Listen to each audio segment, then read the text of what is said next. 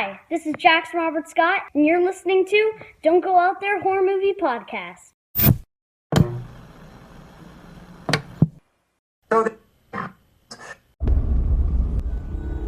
They've conquered the big screen. Now, get ready for the spin-off sure to send chills down your spine. It's Nico, Brian, Mike, and Dustin in Don't Go Out There, the series. Welcome back, everybody, to DGOT, the series. We really appreciate y'all listening. We hope y'all have been enjoying these series reviews. I know we have. It's been a lot of fun. Just want to give a quick shout out to our website, don'tgoouthere.com. Everything about our podcast is on the website. All of our episodes and interviews, if you want to check those out. We've done some incredible interviews in the past. Go check them out there in a specific tab by themselves so you don't have to scroll through hundreds of episodes on Apple or Spotify, etc. We also have our store if you want to grab a shirt, a mouse pad, a hat, all that good stuff. We'd love to see your pictures, rep your favorite podcast. And Shan's Etsy page is also attached if you want to grab a tumbler. All of our social media links are on there as well. Facebook, Twitter, Instagram, YouTube, TikTok. Like us, subscribe us, follow us, all that good stuff. And the last thing I'm going to shout out on our website is our Patreon. We call it Blood Donors. We have the traditional monthly reoccurring kind. If you want to support us, help us pay the bills, as we say. Or if there's a movie you want us to review, that option is available as well. Just check out our website, don'tgoouthere.com. Also, if you haven't noticed, we've recently joined the Believe Network, so there's some ads on our program now. But if you want ad-free content, go check us out on Blood Donors. The ad-free episodes will be available there. We appreciate your support. We are continuing on with It, Welcome to Derry, Episode 3, Now You See It. I'll just kick us off with my general thoughts real quick. I thought this episode was better than 2 for sure. But some of the CGI stuff did lose me once they got to the cemetery. And I'm still feeling like I just don't care about this military story. It's just taking too long to get where they're going with it. And I agree with you, Brian, and just reading other discourse online, in groups. I really don't want them to weaponize Pennywise, whatever. It's just not working for me.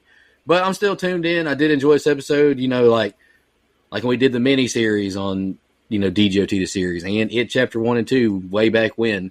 I just like the kids' camaraderie. I like following kids and dealing with Pennywise. That's what I want more of.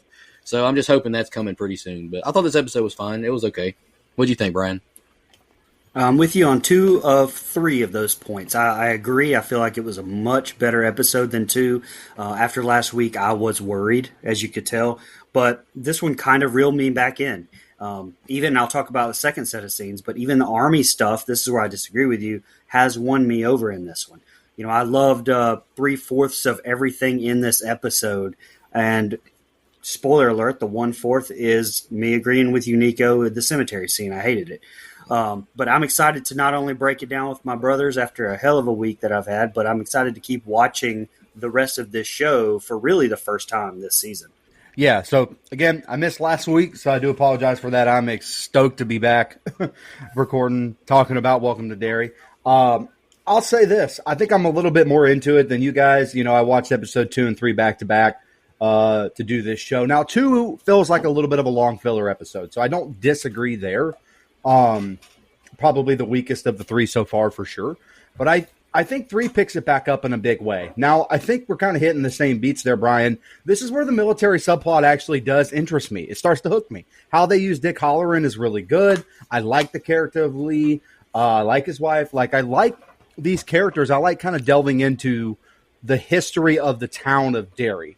So I do like a lot of this subplot that we're getting outside of the kids, which I wasn't sure that I would like, especially after episode 2. So I like how they picked that up. Now, the cemetery scene feels too zany or whimsical or it feels like out of a Beetlejuice movie, right? And that's not a compliment in this setting. Now, normally it'd be in a Beetlejuice movie, great, right? But we're kind of covering something that's supposed to be kind of serious. And I don't know, it felt like a Michael Jackson music video or something from Thriller, right? It just didn't sit right with me. And I'll save it for when we get there. But I still like the camaraderie with the kids. I like how we're saving the Pennywise clown appearance, okay? I actually think that's a positive because I've always wanted different time periods from Derry, and I've always wanted it to be in different shapes. And I think They do a good job of it here. I really do. So again, I'm thoroughly enjoying the series. I like getting to know the characters. Episode 2, because I wasn't here to speak on it, I felt like was a little bit of a come down off of the badassery that I thought episode 1 was. Yeah, my streak of being alone in this show continues because I think that each video gets better each episode gets better as we go. I thought 2 was better than 1. I thought 3 was better than 2. This show to me is what Stranger Things wishes it could be. Like, this is a group of kids chasing something that I can get behind. Like, I like this. This is good stuff. That was just a shot at y'all. I was just kidding. Stranger Things Nation. But no, I thought this episode had a lot of positives. I enjoyed it a lot. I ain't gonna lie, you about rage baited me. You about got me on that one. You got me. I gotta get better at that. No, I gotta get back on my game. I used to be good at that. You did get me, but I was like, let me just calm down. I didn't get a reaction, so you apologized too fast. That's what it was. Yeah. I only apologized to the listeners, to y'all. I actually meant what I said. This show is leaps and bounds better than Stranger Things. Come on. This show can't hold Stranger Things as Eggo waffles. Go. All right. Well, before we get into the scene by scene, which I'm doing, I realized, I think last week, that I forgot to read the social media comment that we got when we were promoting that we're going to be doing the show. So let me go ahead and do that, because I'll do Instagram too. All right. We only got one on X, Stars Fleming Knows Twitter, and that was from Andrew Ferguson. Now, keep in mind, he when he commented this, episode 1 had been out, and we were about to review episode 1. So, Andrew, if you have any updates that you'd like to add on, feel free, brother, and we'll get them on the next episode. But he said, it's not bad so far. I like how Pennywise has been kept on the back burner. It is using the child's actual fears against them, a la the book. The girl getting attacked by her dead dad in the pickle jars was phenomenal. So I guess that was episode 2, right? Yeah. So 2 episodes had been out. But yeah, I agree with you, Andrew. Like I too, like I think we all said, they're kind of like, we know Pennywise is there, and they're doing a good job of getting us invested without even revealing their whole hand yet. And so I'm on board with that. And that pickle scene Instagram was real fucking quick. disgusting, by the way. I wasn't on for episode 2, but that pickle scene can go fuck itself. Bunch of fucking pickles everywhere. Gross. Worst food I don't ever. like pickles Anyway, either, Mike. thank you, Nico. Pickles are great. Smart guys. Or over on Instagram, APZ84 comment, first episode was okay, but things are getting good with the second episode. And like Dustin mentioned, if you got any follow-ups with, the next few episodes we do, feel free to comment again. We'll love to read it. Yep. And Real Matt Sears commented, so this takes place before Dick got whacked. And that made me laugh. It did make me laugh. Yep. Dustin, whenever you want to take over, go ahead, brother. Well, I don't, but here we go. Lord bear me strength, episode 3, and now you see it. We open with a recap of the first couple of episodes, and then I'll be damned if it's not a flashback episode here. I just gave them praise in episode 2 for not doing that. Okay. They just can't help themselves. We go all the way back to Brian's birth year, 1908. We're at a carnival, and a boy is checking it all out when he's directed into a tent by a carnival barker. The tent's full of all kinds of freak shows, including a one-eyed skeleton man who tells the boy to come closer just so he can strike a match and yell the title of the episode. The boy runs out of the tent, where his dad basically tells him to man up.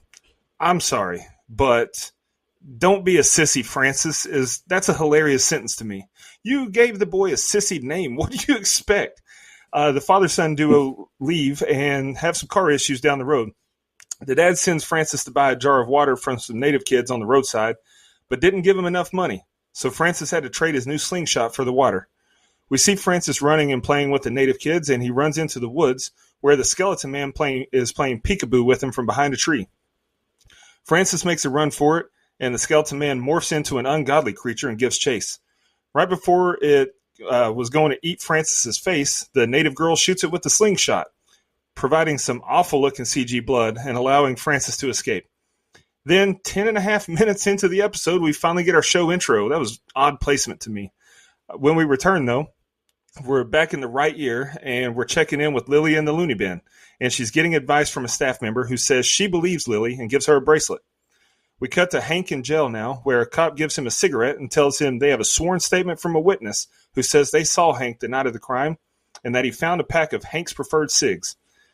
The cop mentions Shawshank being Hank's next stop as he walks away, which I thought was cool. I love how they're tying in, Stephen King places together. And Hank tells him that he didn't do it. That was the open. Yeah, the Francis joke was funny, but I didn't laugh because of your ageism slander. That was uncalled for. So just wanted you to know. Fuck your joke. Anyway, so we open up in 1908. And as we talked about last week, that's the year of the Kirshner Ironworks explosion. And I verified, according to the old interwebs, which are always true, this is apparently when season 3 of this show is supposed to take place. So take that as you will. At this carnival, old dude throwing the ball to knock over the maturing turtle thing in that game, an Easter egg, I'm sure. But man, that dude would be hell to hit with a release like that. I mean, the dude is in the wrong line of work. He will tear his shoulder up. But man, could have been on that 1908 Cubs World Series game. So I'm just saying. Another Easter egg here, that pianist, the guy who plays piano, don't get excited, Mike. But that's actually Andy Machete. So cool little cameo there. But not only that, he's playing the version of the prologue of the original It movie when Georgie was doing his thing. So I thought that was a very cool touch. As well as a callback to the slingshot as a weapon from the old miniseries and most of all the book. Also going to keep an eye on this kid with a very similar costume to Pennywise as well. I don't know if that's going to come back or not, but the kid was creepy anyway. And if we are in fact following this into season 3, if they use young Francis and Rose again, they need to go ahead and film their parts now, a la How I Met Your Mother and less Stranger Things. Speaking of Stranger Things, I do love the filmography of the Slender Man dude as he's stalking Francis in the woods. I was almost breathing a sigh of relief after I agreed with Nico last episode that it was too Beetlejuicy. This is what I'm looking for visually right here. And I think this is the first time that we hear Skarsgård's voice as this dude. It was very noticeable. And we talked about that before. If he's been in this thus far, I don't think we could tell. We missed that. Also, I noticed when he took that damage from Rose that Pennywise's blood floated up, like we saw in It Chapter 2 as well. I thought that was a nice touch. This is also the first time that we see Madeline Stowe's character as that nice lady at the psych ward to Lily. I don't know who she is or who she's going to be, but Madeline is one of the main listing in the credits. So, I mean, I can imagine she's going to be important. She was in 12 Monkeys. I don't know if anyone's seen that, but all in all, I love this open. I feel like we are back on track. Yeah, so obviously I wasn't on for episode 2, but my thoughts on that was, one thing they did do well in that episode was capture the time period that it's supposed to be in. I mean, the music, the outfits, everything. And they really do that here as we go back to 1908, which I talked about on episode 1. I was interested to see if they were going to jump around to different time periods because it is referenced in the miniseries and it is referenced in the movies. And so I was very interested to see how they were going to play with that. And here we are, which I can understand why Brian likes this opening set of scenes because it was probably nostalgic for him to go back to this time period. So good for him. Okay. All right. Hey, we got it. You could buy a pack of Lucky Strikes for $5, buddy. Anyway, actually probably about 5 cents back then. I will say this traveling carnival circus guy is, he's a little creepy, especially for the time period, because not that like long hair, long beard people didn't exist, but it was very uncommon. And so this kind of guy would have been from a different world to a lot of these people back then. So it's no wonder he was on the carnival scene. Dustin, I know you may get this reference, but this feels like, is this like before George Hackenschmidt and Lund and all those guys? I mean, I don't know. That may be like 30 years after this. I can't remember, but those old timey wrestling guys, they were on the circuit back here. I love the music as he walks through, this fun house or whatever you want to call it. Now I will say I feel a little bit different than Brian. I'm not a big fan of the way this old guy looks, I guess. It's not bad, right? But it's definitely CG. And so CG is going to be something I'm going to have to get over. It really is. And I think I'm starting to, but it really does hamper this series because they pretty much only use it for everything. And so a little bit of practicality would be great, but I guess that's neither here nor there. As he walks out, his dad is dressed just like Teddy Roosevelt for some reason. I know that's how people dressed back then, Brian can attest, but still. Again, great shot of this Pennywise paint on this normal clown one. I thought that was a really fun little Easter egg. Definitely on purpose, of course, but like that was fun if you know what you're looking for there. Excuse my cough. And again, I'm glad we're getting this far back because this is something I've been wanting from this franchise. Now, here we are a little bit more in the future and more about Brian here. Brian had to be thrilled with this episode because we get more of his people, a group of his people. So not only are we back in 1908 when he was born, but we're back to his people being the center of attention here. So I'm happy for you, buddy. I understand why is Mike back. Why is Mike back this week? Why are we back with Mike this week? I'm sorry. You shouldn't have done that. You opened up the can of worms. I was going to leave some of these out, but you can go fuck yourself, buddy. But a little bit too much CG here as well. Just takes the show down a peg for me. And so, yeah, but I actually really like this theme song and the opening credits. Weird placement, like Dustin mentioned, but I'm a big fan of them. It's creepy and unsettling in a weird way for some reason. Just the old-timey feel, but also they add a little bit of creep factor in there. So I think they did it justice. And, last thing here, I feel awful for Lily as a character because she's clearly pretty normal, but she's in this Juniper Hills or whatever the hell it's called. And that would just be fucking terrible. And last thing, I love the Shawshank references. I love the Stephen King, multiverse that we're getting here. Marvel reference. Look at me. Look at me up to date. A little Stephen King multiverse there. Now, I don't know if we should reference Stephen King as a multiverse because when he wrote his best stuff, to quote Ricky Bobby's dad, oh, hell, Ricky, I was high when I said that. So I don't know if we should just always Stephen King as gospel. Go ahead, Dustin. I'll go first, Dustin. Then you can go. Brian, I'm just going to give you a warning. I may or may not have a Native American joke in mind too, but just giving you a heads up. As many Asian jokes as I've caught, you can take a Native American joke. By God, I would never. No, yeah, sure you wouldn't, pal. Opening at a fair is fun. Carnival Barker is horrifying. I wouldn't do anything this guy told me to do. Very freaky seeing the twin girls with the shared intestines, I assume. I thought that was a pretty cool visual. And this dumbass kid, of course, goes closer to Skeleton Man. Bro has no survival skills. Like, kids don't listen. Just think about it, though. Life used to be so simple. Imagine giving your kid now a slingshot. They'd be so pissed. They want an iPad, iPhone. Like a slingshot, you can go to hell, dad or mom, whoever. Leo pointing meme, seeing the clown that looked like Pennywise. I was pretty excited to see that. And how convenient. Francis and his dad broke down right by some kids selling water. Like, that was convenient as hell. Francis made friends with Brian's niece. It's nice to see the kids playing, but kid continues to have no survival skills. Why you keep running into the woods when she's telling you to stop, idiot? Skeleton Man on your ass, Francis. I don't know. Is his name Skeleton Man or is it Slender? I can't remember what the IMDb description. I think it's Skeleton Man. I don't think it can't be Slender Man because Slender Man's like it can't a be whole Slender other Man. thing. Yeah, it's Skeleton. Yeah. Leave Me Alone always works in horror movies and shows. Good luck with that, brother. Shout out Brian's niece with a well-timed slingshot to the eye of that ghoulish creature. I think I got one more in another set when they're all at the powwow together, as Dustin called it. I thought that was a pretty good opening, honestly. William Easton laying the smackdown on Hank, putting that pressure on him. And I'm going to call him William Easton because that's who he is from Saw 6. I don't care if he's what kind of a police job he's got. I put, poor Hank, feel bad for him. And the last thing I thought it was a decent opening. I'm more locked into the show than I have been in a while, to be honest. All right. Ronnie is getting a ton of looks as she walks through the halls of school. And then we see at her locker, it has some artwork on it. Hatchet Hank's gonna fry. Will and Rich talk, and Will doesn't believe Hank did it. Lily goes to try and make peace with Ronnie, but she doesn't want to hear it. Lily tells her she's going to tell the truth, but they need proof. She's going to try and snap a photo of it the next time she sees it. On the Air Force Base, we hear there was nothing in the vehicle that was dug up last episode, and the general says they're running out of time. He says they're going to get Dick in the air. Dick's chatting up his boys about when he hooked up with my aunt, Aretha Franklin, and when he's told it's time. Helen and Polly they meet up with Dick and are told that Dick is going to be their compass.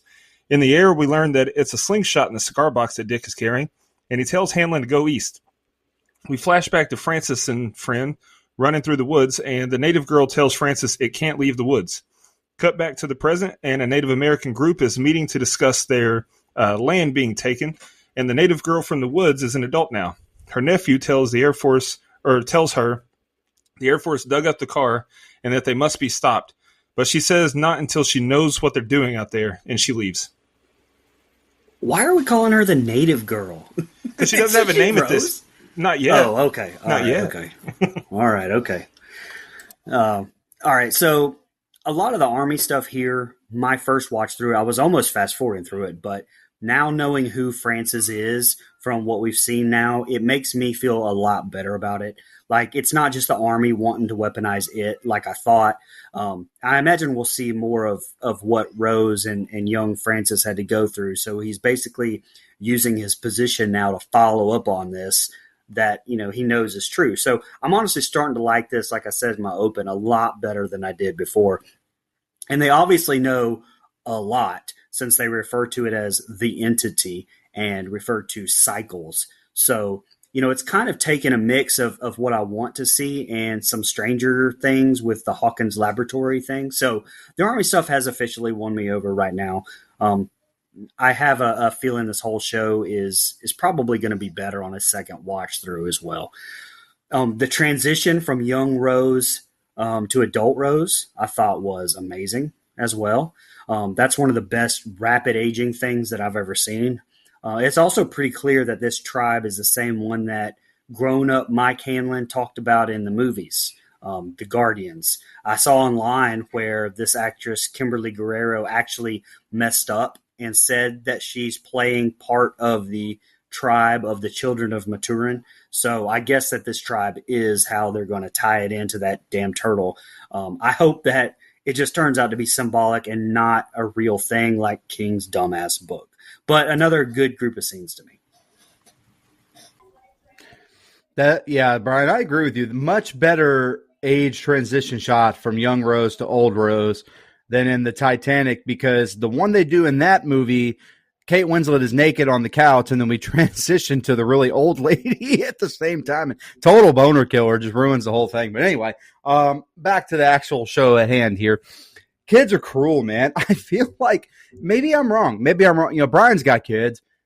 Being a murderer, or, you know, being the kid of a murderer in 2025, I'm not so sure today's kids would just totally pick on you and make you feel like shit about it. Like, it's not anything that's your fault. I don't know. Maybe I'm wrong, but this was a tough time for Ronnie. I also thought that we were keeping Lily in the Juniper place. Turns out, nope, she's back at school like everyone else. No, it's a different time, but can we keep Ronnie and Lily out of the school for a little while? It feels like that would be best for everybody involved. A little bit easier now than it would have been back then, I guess. But the way they're this sounds terrible. I don't know why I wrote it like this, but the way they're using Dick on this is interesting. It really is, because we know him from the Shining movies that he has powers, certain powers. But what are they being used for here? And they're setting it up right now. We don't fully know how they're using Dick. God damn it. That's never going to get old for me. I'm sorry. I'm going to have to mature someday. But we do know that they are using him. And it is interesting. I actually really like the military stuff in this episode. I think it works because it is starting to tie in to the rest of the town, and it's not just its own subplot, which I think makes it more interesting. I will say, I said this in episode 1, being a badass black pilot back then probably felt pretty fucking cool, man. Because, like, you know, half of the people don't want you there, and yeah, here you are, one of the most skilled people in the base. So I feel like that'd be pretty cool. We're in episode 3. I wouldn't mind a little bit, can't believe I'm saying this, a little bit of an exposition dump on the true origins of it. Like the true blue, full-blown origins of where's... Now, I know we're going to get it, but we're only in episode 3, and so I guess I should be a little bit more patient. But I just want, Mike, do you know it, how it is in the book? I've only read bits and pieces. I've never read the book cover to cover. No. We talked about it a little bit last week because, like, I don't want to see it because of this, but apparently the entity came down from, like, the Tommyknockers ship. That's right. And it's just too supernatural and bullshitty for me, but I just let you know. This It universe is following the book, but it's also taking a lot of liberties, right? I mean, this is a whole prequel series that they just kind of pulled out of their ass, right? So they could kind of do whatever the fuck they want to do. They don't have to be true to King's origins, which, again, I was high when I said that, Ricky.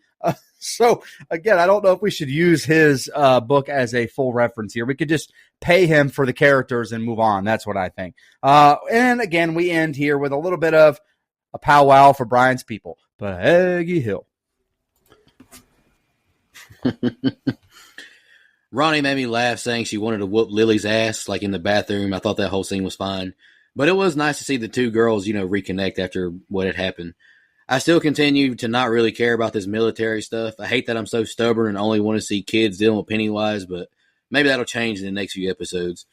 And I'm not mad at this, but now we got, Native Americans with their land issues. This show has so much going on and for us to follow, and my mind is struggling to remember what happened last week with the weekly releases. Like, binging stuff has just ruined me watching TV shows, I think. This is the last thing I got, Dustin, just giving you a heads up. I thought this was a lackluster next set of scenes, considering how good I thought the opening was.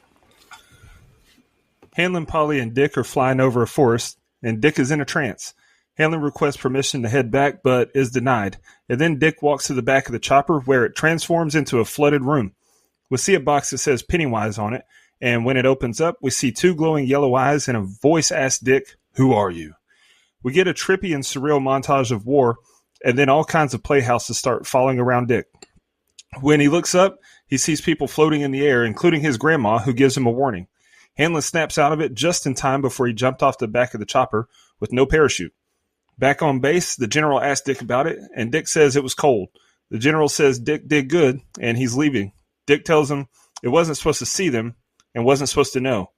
He says that he has a feeling that if they keep going, something bad is coming, and suggests they leave it alone. We cut to a diner where Will and Rich are talking about who has the best tatas in their grade. That made me laugh. Tatas. They're interrupted by Ronnie and Lily banging on the window, and poor guys can't even finish their burgers, just like women. Anyway, outside, Ronnie asks Will if he can develop film.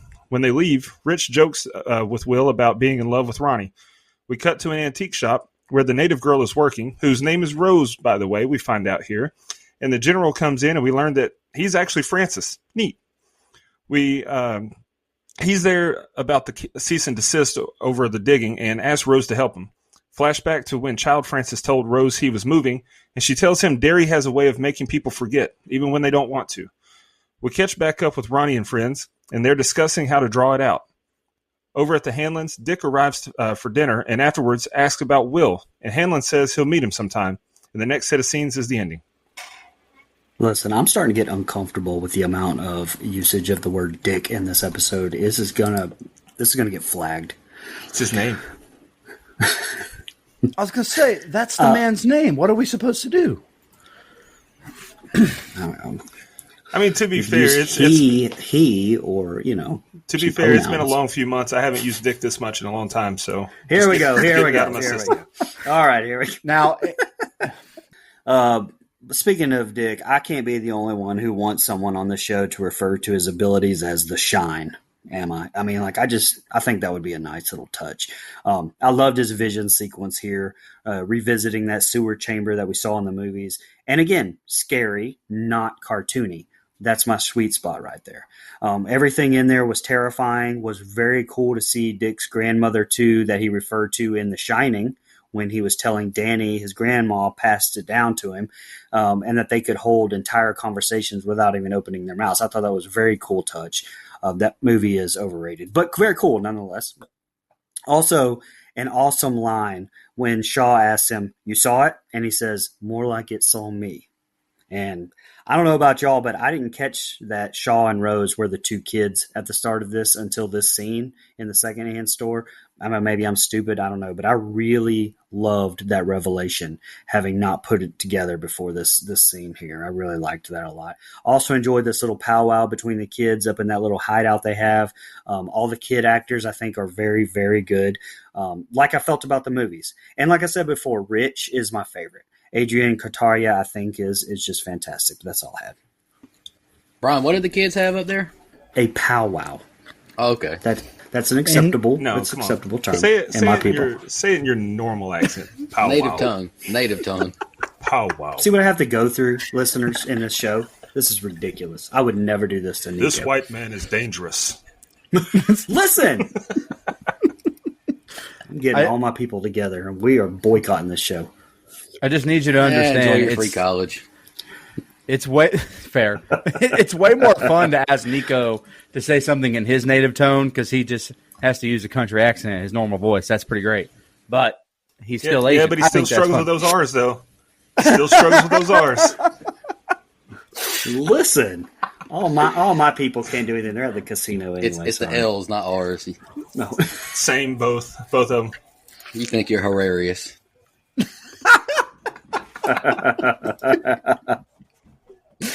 I can't follow this. I'm just going to say, all right, I'm going to soldier on here. My man Dick is in this plane. Like me, it looks like he has motion sickness. That's the face he's making as he's going through whatever. I have really bad motion sickness, and I recognize that face. Looked like he was about to die, son. That's how I feel if I'm ever in a back seat. Can't ride in the back seat. And I like this plane scene. It's intense. We get to the point where we finally get a Pennywise reference by name on the side of the wood there. I thought that, again, a little bit more fun Easter eggs were starting to trickle in and out of here for the Pennywise character. And this is when CG works. The scene with Dick here is really, really good. We have the tunnel. Who are you, right? So we get Skarsgård in that sense. And so I thought all this was really well done.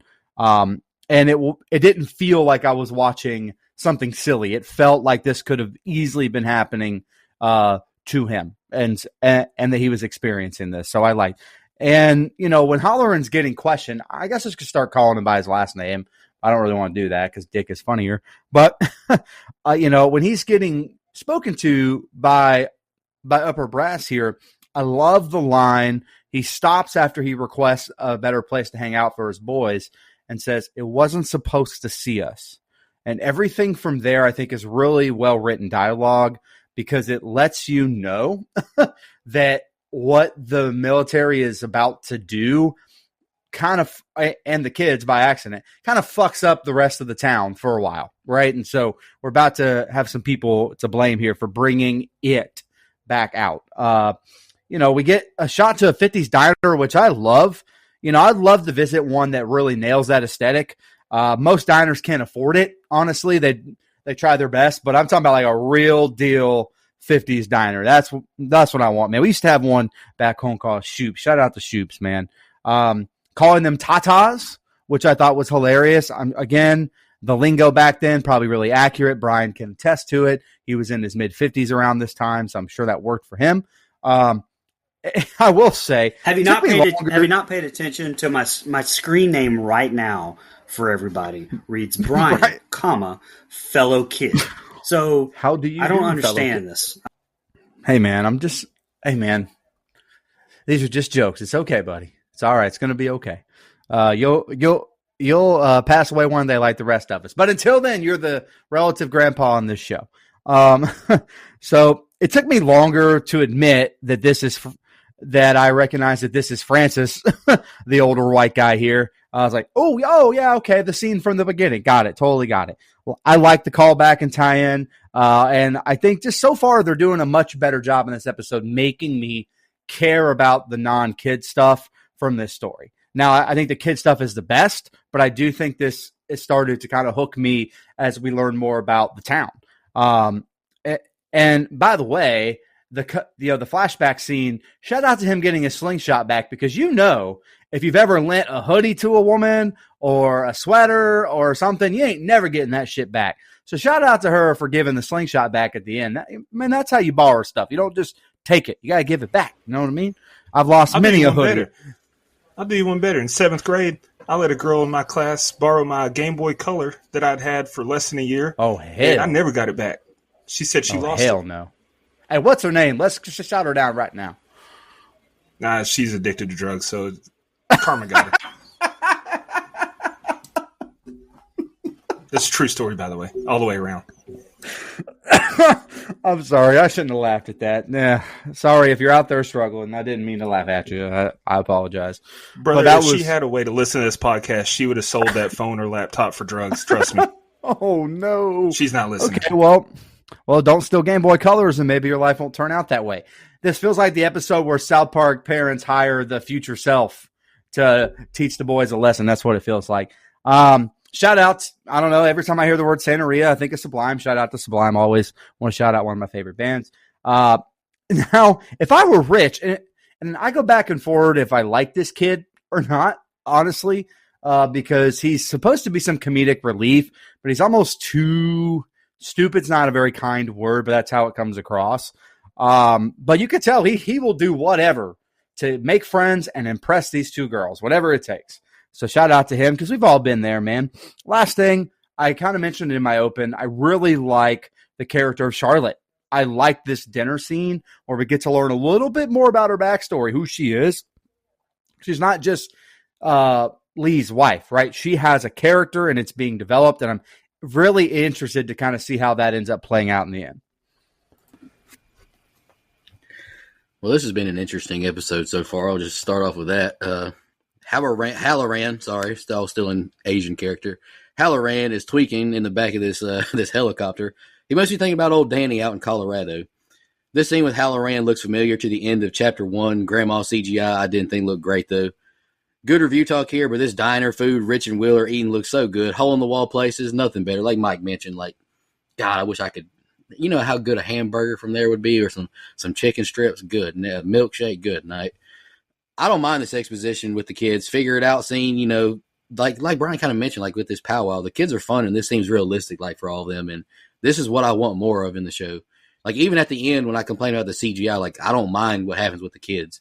This is the last thing I got to, Dustin. The kids setting up candles for the pics is fun too. Like I'm just digging their camaraderie. Like I want more of them. All right, here's the ending. We see Ronnie and Cruz setting up candles as they prepare to summon it and catch it on camera. Meanwhile, Dick and Hanlon enjoy a beer on the front porch, and Hanlon brings up that he never told Dick he had a son. Dick somewhat explains his gift to Hanlon, and Hanlon tells him he knows Dick was there that night he was attacked. He tells Dick to stay out of his head, and Dick says he doesn't have to worry about that. He tells Hanlon he saved his life and would love to have him with him in the trenches. And Charlotte breaks up the tension with the dessert offering. Back at the seance, it's looking like a dud, and the girls are ready to go, especially when Ronnie realizes Will doesn't believe her. As the kids race out of the cemetery, some weird stuff starts happening. Statues become animated, tombstones explode, and the ground starts opening. I thought Tremors was coming out of the ground. As a ghost is chasing Lily, she snaps a photo, but loses her camera on a tree limb. Ronnie grabs the camera, but a ghost jump scare, not hump scare. Autocorrect. A ghost. That's one of the best ones. Yeah. Sigourney Weiner all over again. I love God. it. Hump scare reminds me of a scary movie. 2, I guess. But anyway, a ghost jump scare causes her to drop it. Now Rich has it and drops it. So it's up to Will to hang on to it. The other 3 find Will, who says he should have believed Ronnie. They head to the school next to develop the photos and are delighted to find out it worked. The last pic they developed was the last pic that Will took, and it's a clown. Dum dum dum. Now, for as much as I sang his praises, I talked about it in the opening here. The cemetery scene did get a little cartoonish. I think they missed a chance for it to be scary as fuck. But even the foggy bike ride they were going on, it looked just really bad, in my opinion. It didn't suck me in like I should have. Not like the woods scene at the start. And I hate to keep saying it. It looks like Beetlejuice because Nico said it, and I'm not trying to steal that description. But like I said last week, I'm so glad he did say it because it's such a perfect description of this, and it feels so good to know on my end why it actually does take me out of it. This was a perfect episode, if not for the cemetery goofiness but that's just my opinion. Yeah, actually, back to the last set of scenes, Nico touched on it. I like the camaraderie with these kids, the lighting of the candles, but they're about to bring hell onto the town. Good Lord, they're summoning all kinds of stuff. I have to do my Hail Marys for that one. That's not going to end up good out here practicing Santeria and stuff. Ain't got no crystal ball though. I really like this back and forth with Halloran and Lee on the porch. Because right now with the military stuff, I'm not sure who to trust, who not to trust, who's good, who's bad, who's neither, I don't know exactly what's going on, but I really, really like how they're starting to play this out. They've made it significantly more interesting as this episode went along for sure. Man, Rich is wild though. My man will just flat out lie to get the biscuit. I got to respect it. He risked it to get the biscuit, made up all this shit pretty much about this Santeria stuff. So that's crazy. And, he kind of, Will is, Will is a scientist through and through. So he's not buying any of this anyway. He definitely just wants to hang out with Ronnie. Okay. So he's not buying this shit. And so him shouting out that he didn't believe it, I have to respect it because I wouldn't have believed her either. Now, obviously, we know what's about to happen. And by the way, he used the line that I always use when people tell me their ghost stories. And they said, I believe that you believe it. And sometimes people take that well, and sometimes people hate when I say that shit. So anyway, that's just the way it is. Golly, Typo's got my next one, so I'm just going to move on from that. Great mood and atmosphere with the fog, the bikes, and the cemetery. So this scene starts out great, and then it turns into the Michael Jackson Scream music video from 2000. Or it's not Scream. It's the one where he's the fat principal. What is this? This is so out of place to me. And I don't know if it's just because it's CG, the way it's shot, but it doesn't work. It is straight up out of Beetlejuice. It's campy. It's zany even. The kids, and maybe the kids being involved is part of the reason, but I don't buy that because there's plenty of scary stuff in the It movie, done by a lot of the same people that don't have this feel to it. So I just felt like they did it a disservice by making it look this way, making it feel this way. Because the episode 1, we literally see a woman giving birth. We see the whole thing. We see the vagina open up and everything. So it's not like this is some kid series, right? So I don't know. Just felt like they could have made it a lot more scary to me. But yeah, I mean, at the end, they kind of save it. The intensity of the camera dropping around, it just went on entirely too long. Last thing, no matter what you do with these pictures, nobody's going to believe it. Obviously, there's no Photoshop, but I feel like the town's going to end up believing these kids are possessed or some shit instead. So, all in all, I thought this was a really, really, really strong episode. Enjoyed it. All right, this boy Rich is on some bull jive. Can't trust this young man for nothing, just making up this whole ritual for these kids. See, I might be alone in this, but this bike riding scene and walk through the graveyard I thought was pretty epic. I love the blue tones and the atmosphere. But the CGI effects of these spirits, demons, whatever you want to call them, don't look good at all. Everything. Speaking of Ricky Bobby, everything cool I just said about the scene, that just wrecked it. Of course, Ronnie drops the camera with losing recipes. The kids group hug is nice. Love to see the camaraderie like always, like we did in It Chapter 1 as well. And I love the red hues now as they develop pictures. It gives me like 2000s like cinema vibes. I like that a lot. This has to be validating for Ronnie and Lily getting these pictures developed and getting the evidence. I like that as well. And I thought it was a nice cliffhanger with the clown ending. Better episode for sure, but the military stuff still gives me tonal and pacing issues, but it may pay off later. All right, yep. I will just go ahead and give my final thoughts on the episode then. Like I said, I'm enjoying this show as a whole more than I expected to. Each episode gets better and better, and I like it more and more. I thought this was another solid episode that I give it an 8. Very fair. This episode did have a lot of good moments. All right. We appreciate everyone tuning in. We'll be back next week with episode 4. We hope you all have been enjoying it and continue to leave us comments and questions. We're watching this the same time as y'all are, so it's really cool that we're doing that. We'll be back next week. Y'all have a good one. How? Thank you so much, everybody. I'll see you next week. And in the meantime, take care of yourself. Just want to remind everybody.